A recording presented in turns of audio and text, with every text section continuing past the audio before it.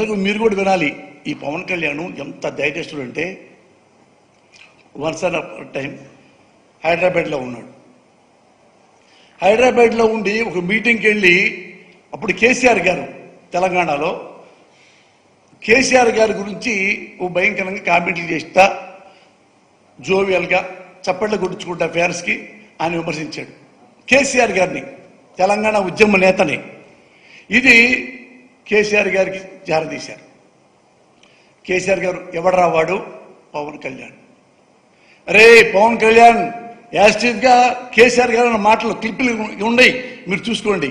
అరే పవన్ కళ్యాణ్ నా కొడక, ఇట్లా ఇట్లా చిటికలైతే తుణకలైపోతావు నా కొడక. ఇది మొత్తం పవన్ కళ్యాణ్ విన్నాడు. మీసం తిప్పి ఏమన్నా రెస్పాన్స్ ఇచ్చాడా? ఎగిరి దూకి పారిపోయి దాక్కొని ఏం చేయాలని చెప్పి ఎప్పుడు దండం పెట్టి కేసీఆర్ గారు అపాయింట్మెంట్ తీసుకున్నాడు. వెళ్ళాడు, కేసీఆర్ గారికి దండం పెట్టాడు, సారీ చెప్పాడు. తర్వాత బయటికి ప్రెస్ మీట్కి వచ్చాడు. ప్రెస్ మీట్కి ఏమన్నాడు తెలుసా? సార్ కేసీఆర్ గారు గొప్ప మేధావి, ఉద్యమకారుడు, ఇంత డెడికేషన్ ఉందని నాకు తెలియదండి, ఇంత డెడికేషన్ ఇందులో ఉందని, హౌ గ్రేట్ హీఈజ్ అని ఒక అరగంట పాటు కేసీఆర్ గారిని పొగిడి ఆ నుంచి పారిపోయి వచ్చాడు. ఇప్పుడు ఏడుకొచ్చాడు. ఏడుకొచ్చి ఆంధ్రప్రదేశ్ కాదు ఇది. ఇక్కడ ఏంటంటే అక్కడికంటే ఇక్కడ కాపు కులస్తులు ఎక్కువ ఉంటారు. నేను కూడా కాపునే కాబట్టి ఇక్కడ ఏమన్నా చెల్లిపోయిద్ది. ఇప్పుడు రావడంతో మనం తిట్టేద్దాం. అక్కడంటే కేసీఆర్ అంటే మనకు భయం, ఉద్యమకారుడు కాబట్టి.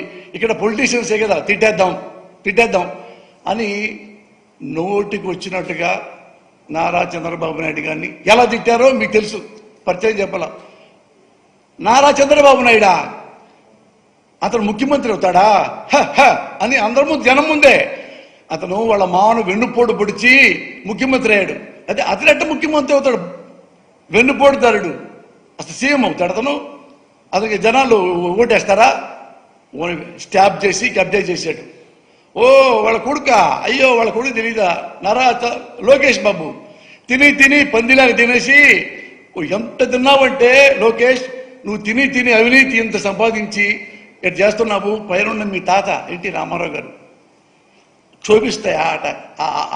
క్షోభిస్తుందయ్యా ఆయన ఆత్మ, తినకుండా ఆపుపోయా అని అయ్యా కొడుకుల్ని అమ్మలక్కలు తిట్టేశాడు మీసాలకి. మళ్ళీ అలాగే ఇప్పుడు కేసీఆర్ గారికి మన నారా చంద్రబాబు నాయుడు గారికి ఎంత తేడా ఉంటుందంటే, కేసీఆర్ గారు ఒక్క మాట కూడా పడనెప్పుడు అన్నాడా వాడు తెచ్చాడే. కానీ ఇక్కడ నారా చంద్రబాబు నాయుడు చెప్పారు, పవన్ కళ్యాణ్ అనే ఇతను వచ్చాడండి ఇక్కడికి ఆంధ్రప్రదేశ్కి, తెలంగాణ అయిపోయింది మ్యాటరు, ఇక్కడ వచ్చేసి ఇద్దరు బాబు గారిని మిమ్మల్ని తిట్టాడు అనగానే అదేవల్ల ఒక్క నిమిషం ఆలోచించాడు. అతని జీవితంలో ఒక్క నిమిషం ఆలోచించాడు అంటే చంద్రబాబు నాయుడు, ఎదుటోడు టపా ఎదుటోడు మరో 5 నిమిషాల్లో ఆయన వచ్చి ఈయన కాళ్ళ దగ్గర పడ్డాడు. నారా చంద్రబాబు నాయుడికి కాళ్ళు, జీవు సార్ మీరు ఎట్లాంటి ఇక్కడ నేను పని చేస్తాను సార్, అడ్మైర్ సార్, నాకు మీరు అన్నీ మీరు తెలియకుండా ఒక నడిచే గ్రంథాలయం సార్ అని ఈయన పొగిడాడు, లోకేష్ను పొగిడాడు. అంతకుముందు లోకేష్ అవినీతి పరుడు, ఇవన్నీ పోయి ఇప్పుడు ఇతను ఒకప్పుడు తన నాయకుడు అనుకున్నాడు. ఇతను చంద్రబాబు నాయుడు ఏం చేశాడంటే ఒక నాయకుడిని తీసుకొచ్చి తన కార్యకర్తలుగా తన కాళ్ళ దగ్గర పెట్టుకున్నాడు ఈ పవన్ కళ్యాణ్ని. ఇతను చూడండి కార్యకర్తే, ఈయన మాట్లాడేది ఆయనలో లీడర్ క్వాలిటీస్ లేకుండా చేశాడు, రెక్కలు ఎర్రగొట్టాడు మన నారా చంద్రబాబు నాయుడు గారు. అందుకని కార్యకర్తలాగా అందరినీ తిడుతుంటాడు పవన్ కళ్యాణ్.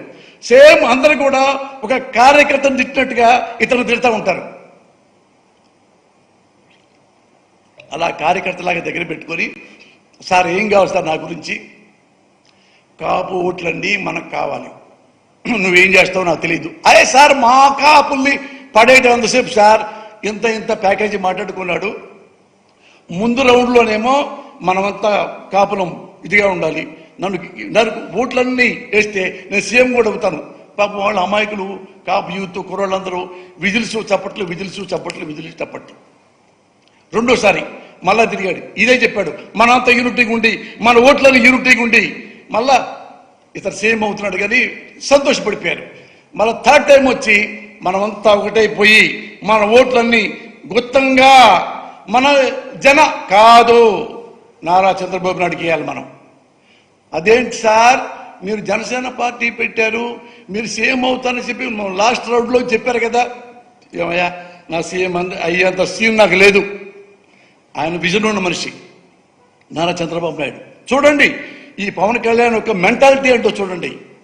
అంతకుముందేమో ఇతనా చంద్రబాబు నాయుడా ఇట్టనుకొని తలకాయ ఇట్టనుకొని వెన్నుపోటు మామూలు వెన్నుపోటు పొడిచి దొంగదారిలో సీఎం పెడతారు, సీఎం అవుతాడా? ఆ మేకప్ తీసి పారేశాడు. ఇప్పుడు వేరే కొత్త మేకప్ వేసుకున్నాడు. ఇప్పుడు విజన్ ఉంది, 40 వరకు విజన్ ఉన్న గొప్ప మనిషి. అందుకని అతనికే మనం అర్థం, మన కాపుల్లో ఎవరు సీఎంగా పనికిరారు, నేను అన్ఫిట్ కాబట్టి ఆయనకే వేయండి అని వెళ్ళిపోయాడు.